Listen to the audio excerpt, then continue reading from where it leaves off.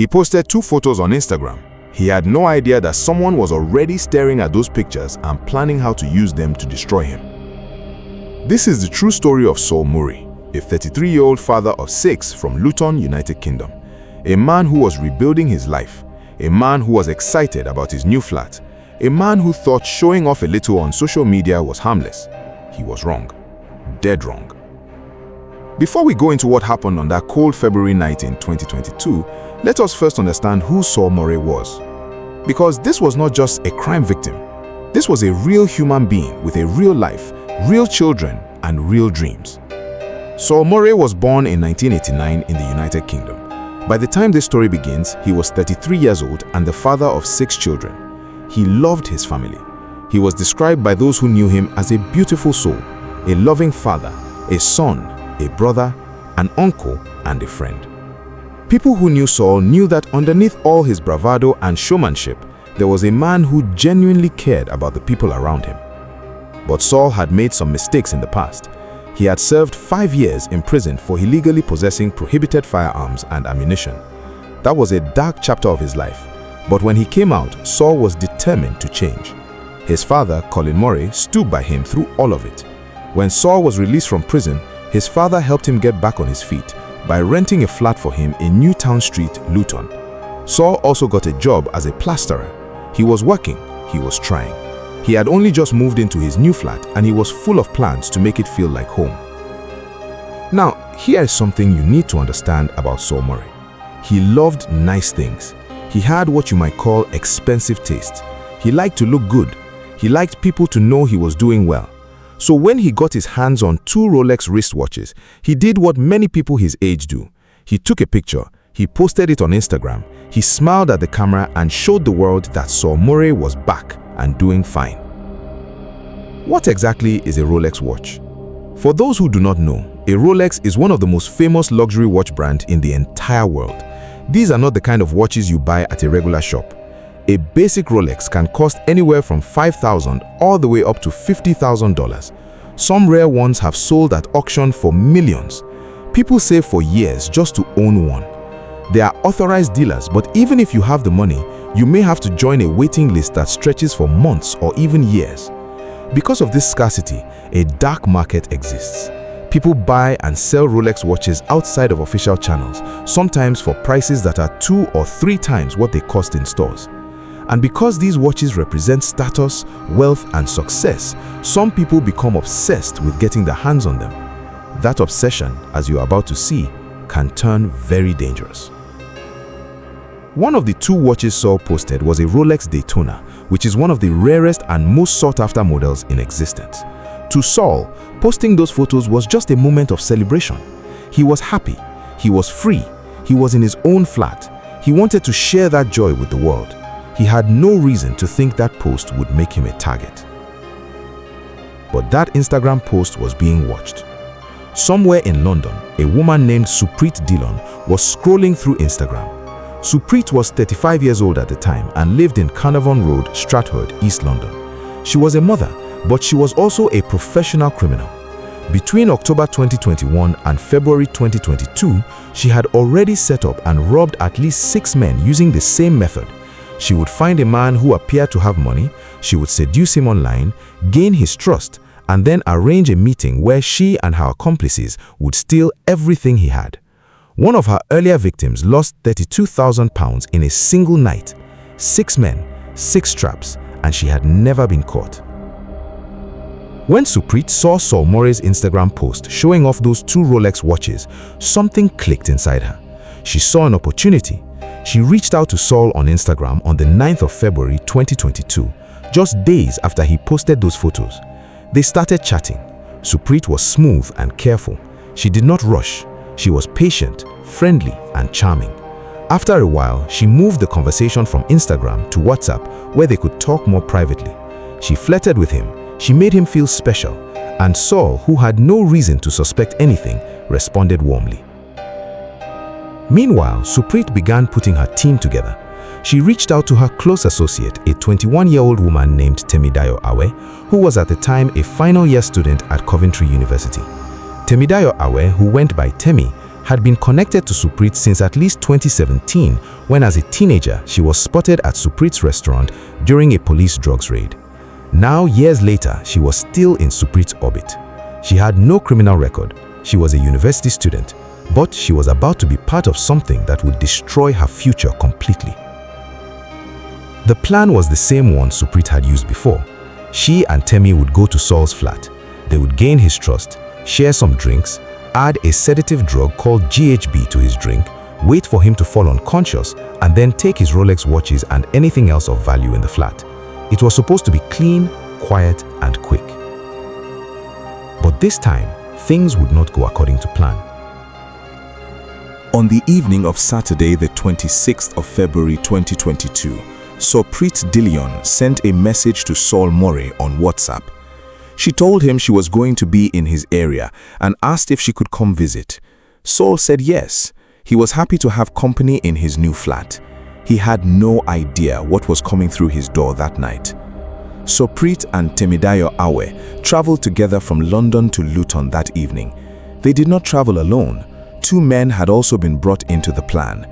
These were Ikem Afia, a 31-year-old man from Shaw Place, Hackney, East London, who had an extensive criminal record and was well known to the police. The other man was Cleon Brown, 29 years old, also from Hackney. Cleon hired a Mercedes A-Class car for the journey. The four of them drove from London to Luton together, but the plan was for only the two women to enter Saul's flat first. Ikem and Cleon would wait outside until they were needed. The CCTV cameras in and around Saul's building on Newtown Street captured everything that followed. At around 11:30 at night on February 26th, Saul Murray was seen at the entrance of his building welcoming two women. He opened the door to his flat and led them inside. He looked relaxed and happy. He had no idea that the two women walking into his home had come with a plan to take everything from him. Inside the flat, the three of them sat together. They shared drinks. Brandy was poured. It was a normal scene on the surface, two guests arriving at a man's new place for a late-night get-together. But when Saul was not watching, the GHB sedative drug was slipped into his drink. GHB is a powerful sedative that can cause a person to lose consciousness quickly. The women had used it before on previous victims. The plan was simple. Saul would drink, the drug would knock him out, and they would take the watches and leave without any trouble. But the drug did not work the way they hoped. Saul drank. He became weak. His body felt heavy and slow, but he did not fall completely unconscious. He was still aware of what was happening around him, even if he could not fully react. The women waited. They checked his pockets. They looked around the flat, but there was no cash. There were no expensive items lying around. The flat was newly occupied and barely furnished. Saul had only just moved in 3 days earlier. There was almost nothing to steal. This was the moment the plan began to fall apart. The women grew frustrated and nervous. If he was not unconscious and there was nothing to steal, what were they supposed to do? That was when they made the decision that changed everything forever. They called the men. At around 2:27 in the morning on February 27th, the CCTV cameras caught Temidayo Awe walking out of the flat. Once outside, she appeared to be flashing her phone's torch signal, guiding someone toward the building from the car park. A short while later, at around 2:45 in the morning, CCTV footage captured Temidayo holding the front door open, propping it with a broom to make sure the men could get in easily. Within minutes, Ikem Afia and Cleon Brown arrived and entered the building. They went straight to Saul's flat. Right now, before we go further, if you have not yet subscribed to Trem Crime Zone, this is the moment to do it. Hit that subscribe button right now. Every week on this channel, we bring you real stories like this one, stories that you will not find told this way anywhere else. We go deep, we go factual, and we make sure every story has meaning. Subscribe now and turn on the notification bell so you never miss a video. Let this case be the reason you join the Trem Crime Zone family today. Now, back inside that flat, Ikem Afia moved towards Saul. The plan was to take the Rolex watches off him while he was too weak to fight back. But the drug had not fully done its job. Even though Saul was physically impaired, something inside him resisted. When Ikem reached for the watches, Saul woke up and began to struggle. A fight broke out. Saul, despite being drugged and weak, tried to fight for his life. He was pushing back against a man who had come prepared. In that struggle, Ikem Afia took out a knife. He attacked Saul. The wound went deep into his thigh and cut through his femoral artery, one of the largest and most important blood vessels in the human body. A wound to the femoral artery is one of the fastest ways a person can lose their life. Blood began pouring out of Saul Murray. 19 seconds later, the CCTV footage shows all 4 suspects rushing out of the building. Ikem Afia was still holding the large knife in his right hand as they fled. They got into the Mercedes and drove off into the night, leaving behind a man they had just mortally wounded. Saul Murray was alone. He tried. Even with a fatal wound, he tried to get help. The CCTV captured his last moments. Completely unclothed and holding his thigh, Saul staggered out of his bedroom, down the hallway and toward the front entrance of his building. He was losing enormous amounts of blood with every step. When he reached the door, he held on for a few seconds, then collapsed to the floor. He never got back up. A neighbor returning from a night shift found him lying there in the early hours of Sunday, February 27, 2022. The neighbor immediately called for emergency help. Paramedics arrived quickly, but it was already too late. Saul Murray was gone. A 33-year-old father of 6, still in the early days of his new beginning, had taken his last breath in the communal entrance of his own building. When detectives from Bedfordshire Police arrived at Newtown Street in Luton, they found a difficult crime scene. There was not much physical evidence to work with. The weapon was not there, the suspects were gone, but there were 2 things that would prove to be the key to cracking this case wide open. The first was the CCTV system in and around the building. It had captured everything, every arrival, every exit, every face, every movement. The investigators sat down and went through every second of that footage carefully. What they saw told a clear story. 4 people had come into that building that night. A man had walked out and collapsed. The 4 suspects had fled together. It was all there on camera. The second key piece of evidence was a glass left behind in Saul's flat. The detectives began by trying to identify the 4 individuals seen on the footage. The 2 women were first. When they analyzed the footage and ran it through their records, one face came up immediately. Supreet Dillon had been arrested multiple times before for offenses including fraud. She was already in the system. Her face matched the woman in the CCTV footage. Beyond that, digital evidence tied her even more firmly to Saul Murray. Saul's phone records showed that he had been in contact with Supreet via WhatsApp in the days and hours before his passing. Forensic analysis linked the glass found at the crime scene directly to her DNA. Supreet Dillon was arrested and brought in for questioning. She denied everything. She denied knowing anything about what happened to Saul Murray. She refused to name the other 3 people seen with her in the footage. She sat through her interviews saying as little as possible. Finding Temidayo Awe took a little more investigation, but the detectives got there. They analyzed Supreet's phone records and found communication between her and another number around the time of the crime. That number led them to Temidayo Awe, who was tracked down at her student accommodation. When police arrived, Temi presented herself as someone who knew nothing. She denied ever being at Saul Murray's flat. She denied knowing anyone involved. Then the detectives showed her a coat. A coat found in her possession that matched the one worn by a female suspect in the CCTV footage from Newtown Street. Temi went quiet. Pause here for a moment. This story is a reminder of how social media can be used against us. What are your thoughts so far? Drop a comment below right now telling us one lesson you have learned from this story so far. We read every comment on Trem Crime Zone. And while you are there, make sure you have liked this video. Your engagement helps more people find stories like this one. Now, identifying the 2 men was a different challenge altogether. They were harder to pin down. The detectives knew they had entered the building in a car. Working through CCTV footage from the surrounding area, they determined that the car was a Mercedes A-Class. Using the automatic number plate registration database, they traced the vehicle. It had been hired by a man named Cleon Brown, 29 years old, from King Edward's Road, Hackney. Cleon was brought in for questioning. He also said nothing useful. But the car itself told a story. The Mercedes A-Class had a built-in telematics device, a system that records the vehicle's full journey history. When detectives pulled the data, they had a complete map of everywhere that car had been on the night of February 26 into 27. It showed the car traveling from London to Luton, being in the area of Newtown Street during the exact window of time when the crime took place, and then traveling back toward London. The car had stopped at a petrol station in London at 4:52 in the morning, about an hour and 30 minutes after Saul had been attacked. The detectives pulled the CCTV footage from that petrol station. What they saw was damning. Cleon Brown was on camera walking toward the attendant with no shoes on his feet. He was using a vacuum cleaner to clean the inside of the Mercedes.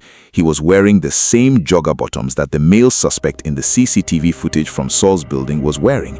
His shoes were gone, likely because they were soaked in blood.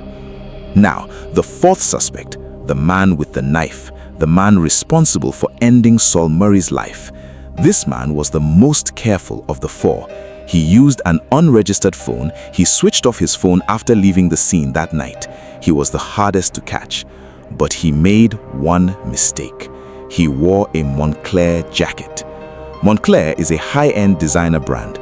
The particular coat seen on the fourth suspect in the CCTV footage was a very specific and rare model.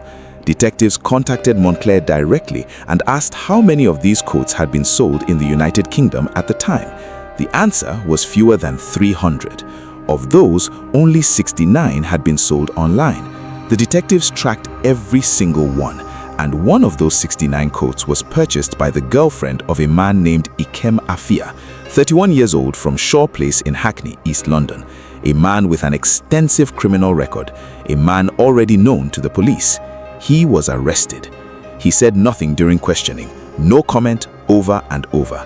But the evidence against him was now overwhelming. The telematics from the car showed Cleon Brown driving the Mercedes to Ikem Afia's home both before and after the crime. CCTV footage from a KFC outlet visited 2 days before the crime showed both Cleon and Ikem together, with Ikem wearing that same distinctive Moncler jacket. The police even ordered the same coat, wore it, and had an officer recreate Ikem's movements from the CCTV footage, showing that every angle and movement matched perfectly. There was nowhere left to hide. The trial began at Luton Crown Court and lasted 10 full weeks. It was a long and detailed process. Prosecutor Jane Bickerstaff Casey laid out the evidence piece by piece. The Instagram messages, the WhatsApp communications, the CCTV footage, the DNA on the glass, the car telematics, the designer coat. Every detail pointed to the same four people. During the trial, Suprig Dillon made admissions that stunned the courtroom. She admitted that between October 2021 and February 2022, she had set up and robbed at least 6 men using the exact same Honeytrap method. She would identify men who displayed wealth online, build a relationship with them, visit them with the sedative drug, and steal their valuables while they were unconscious. One victim lost £32,000. She further admitted that Temidayo Awor had been involved in 4 of those 6 previous incidents. Think about that for a moment. 6 men, 6 robberies. Saul Murray was the 7th, and the only reason the 7th ended differently was because the drug did not fully knock him out. Ikem Afia and Cleon Brown also spoke during the trial. Afia claimed that hurting Saul was never part of the plan. He said he tried to take the watch off Saul's wrist, that Saul woke up and struggled with him, and that the situation escalated from there. Whether you believe that or not, the court heard the evidence and made its judgment.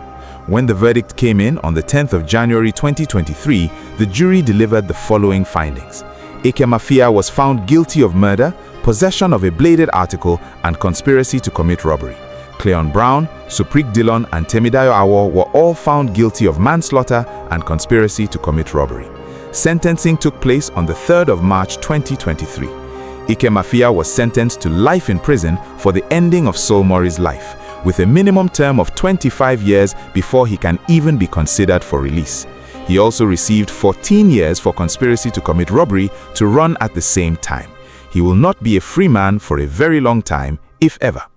Cleon Brown was sentenced to 11 years in prison. Suprik Dillon was sentenced to 10 years in prison. Temidayo Awo, the youngest of the four and the one with no previous criminal record, received 7 years in prison. A university student who had cleared all her papers for that semester and was just months away from finishing her degree. 7 years behind bars. Her future, which was bright, was gone in a single night. When Temi was told she was being charged, she wept. She kept saying she had disappointed her mother. When Suprit was allowed to call her son, she lied to the child and told him she was simply helping the police with an investigation and would be home soon. She would not be home soon. And now comes the detail that makes this entire story even more heartbreaking. The 2 Rolex watches that started it all were fake. Saul Murray had been wearing replica Rolex watches. It is not entirely clear whether Saul knew they were fake. What is known is that he was planning to sell them to raise money to buy furniture and other things for his new flat. The flat he had only moved into 3 days before he lost his life. He was not a wealthy man sitting on a treasure. He was a man trying to rebuild, trying to make his new home look good, trying to feel like life was finally turning around. Ike Mafia, Suprik Dillon, Cleon Brown, and Temidayo Awo crossed from London to Luton, entered a man's home, ended his life, stole 2 watches and ran. And the watches were not even real. Saul Murray lost his life for nothing. 6 children lost their father for nothing. A family was destroyed for nothing. His father, Colin Murray, gave a statement after the sentencing. He said that the CCTV footage of his son's final moments on earth, staggering toward the door and collapsing to the ground, is the image he thinks about every night before he goes to sleep and every morning when he wakes up. Read that again slowly. A father who carries that image with him every single day. The story of Saul Murray is not just a true crime story. It is a warning, a very serious warning that comes with lessons we all need to carry with us. The first lesson is about social media. What you post online is visible to everyone, not just your friends, not just people who wish you well. It is visible to people who are looking for targets. Suprik Dillon was scrolling through Instagram specifically looking for men who displayed valuable items. She was not a random follower of Saul's. She found him because of that post. In today's world, showing off your valuables online, your watches, your jewelry, your cash, your car, is not just harmless bragging. It can make you a target. Be thoughtful about what you share and who can see it. Review your privacy settings. Ask yourself, who is really watching? The second lesson is about trust and strangers. Suprik Dillon and Temidayo Awo were strangers to Saul Murray. He had never met them in person before that night. They connected online, and within weeks, he had invited them into his home. We live in a world where online connections feel real and close, but they are not always what they seem. Not everyone who talks to you with warmth and interest has good intentions. Please be careful about who you invite into your personal space, especially people you have only ever known through a screen. The third lesson is about the people around us. Ike Mafia was a man with an extensive criminal record. Cleon Brown was willing to hire a car, drive across the country, and enter a man's home in the middle of the night to commit robbery. Temidayo Awo was a student with a bright future who chose to walk into a stranger's home with a sedative drug and a plan to rob him. When you allow yourself to be surrounded by people who think this way, who plan and carry out crimes like this, you are placing yourself in their path too. The environment you move in shapes the choices that will eventually define your life. The fourth and perhaps the most painful one of all is about what things are really worth. Suprik Dillon saw 2 Rolex watches on Instagram and decided a man's life was less valuable than those watches. 4 people executed a plan, traveled across the country, broke into a man's home, and took a human life because of 2 watches. And the watches were not even real. They were fake, replicas, worth almost nothing compared to what was taken that night. Saul Murray was a father of 6. He had just come out of a dark period of his life.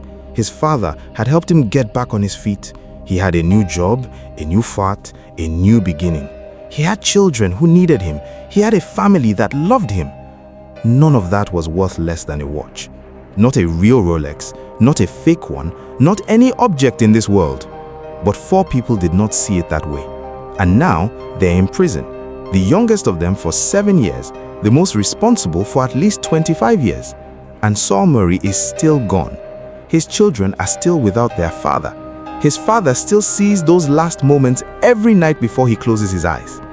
This is the reality of crime. It does not just end when the police make an arrest. It does not end when the judge reads the sentence. It lives on in the people left behind. It lives on in a father who cannot sleep without seeing his son fall. It lives on in 6 children who will grow up with an empty seat at the table.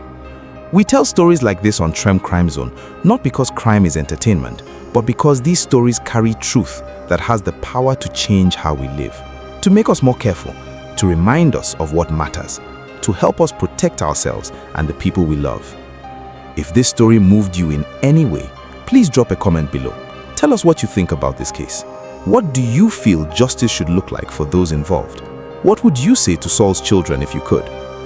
And if you are watching this and you have not yet subscribed to Trem Crime Zone, please subscribe right now. Every story on this channel is told with care, with facts, and with real people at the center. We cover Nigerian and African true crime stories and cases from around the world that deserve to be known.